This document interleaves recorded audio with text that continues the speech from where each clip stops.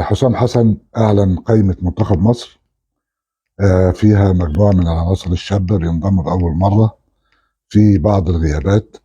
في ناس كتير بتسأل مين ده ومين اللي اختار ده وليه ده ما تمش اختياره. كل دي أسئلة مشروعة، لكن لازم نعرف إن في 3 لعيبة كانوا خارج حسابات المنتخب.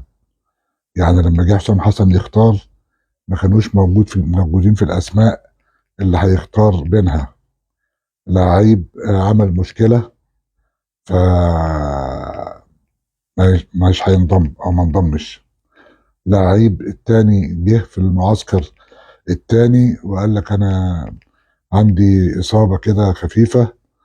حسام قال له اتفضل مع السلامة، تقريرك الطبي اهو وطريق السلامة.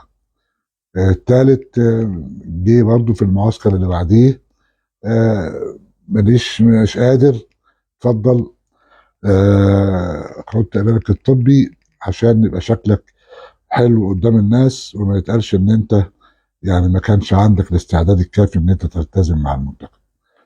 دول 3 لعيبه دون الرجوع للاسماء او دون الدخول في تفاصيل ما كانوش موجودين على القائمه لما جه حسام حسن يختار. ليه؟ لانه لو الناس عرفت الحقيقه الكامله هيقولوا صح الكلام ده مظبوط، لان منتخب مصر ما ينفعش يلعب له غير الملتزم المنضبط اللي يستحق ان يتحمل تيشيرت منتخب مصر. شكرا لحضرتك.